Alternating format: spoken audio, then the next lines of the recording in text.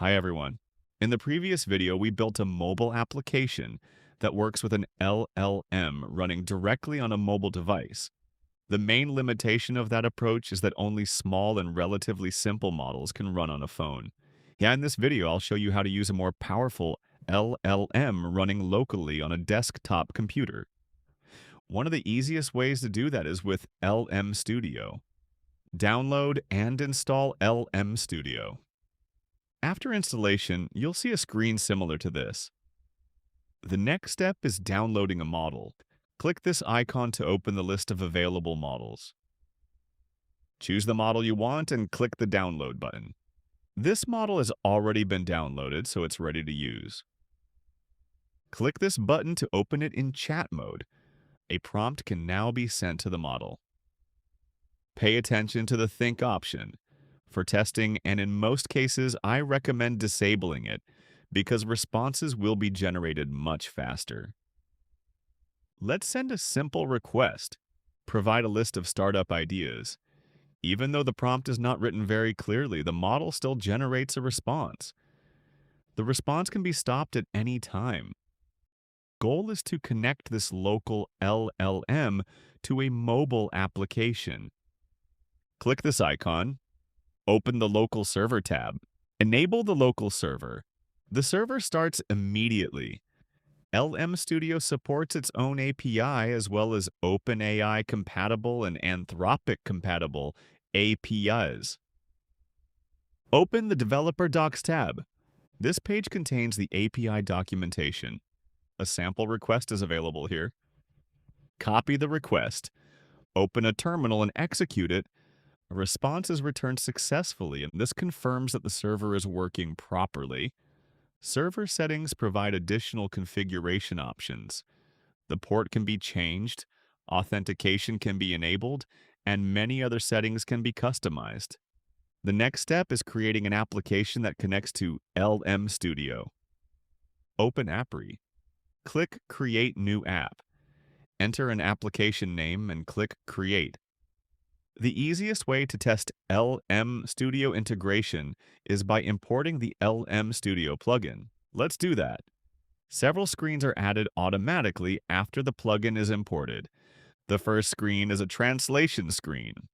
A text request is sent to the model and translated into Spanish. The second screen is a chat screen. It allows users to have a conversation with the LLM while preserving the chat history. Open Model Storage and Settings and switch to the Storage section. Additional configuration options are available here. If the server runs on a different host or port, the connection settings can be updated here. A different model can also be specified. If the server requires an API key, it can be configured in this section as well.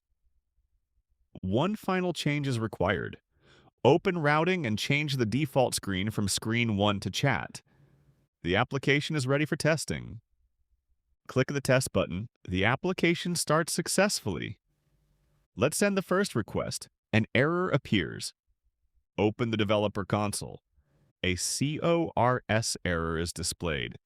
Return to the server settings and enable CORS. Run the test again. Wait a few seconds. A response is returned successfully from the LLM. The second screen can also be tested. Change the default screen from chat to translation and run the application again. Enter a word in English. Click Translate. The translation appears immediately. For example, hello becomes hola in Spanish. The next step is testing the application on a mobile device. I'll use the Appery Tester application. Scan the QR code. Enter the same word and click Translate. A load failed error appears. The reason is simple, that the application is trying to connect to localhost. On a mobile device, localhost points to the phone itself rather than the desktop computer running LM Studio. The server must be accessible from the internet. Several tools can expose a local server to the public internet. I use ngrok.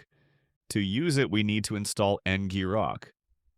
Open a terminal and run the ngrok command.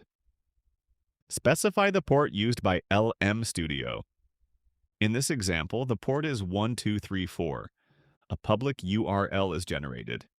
Copy the URL, paste it into the host URL field. Save the project.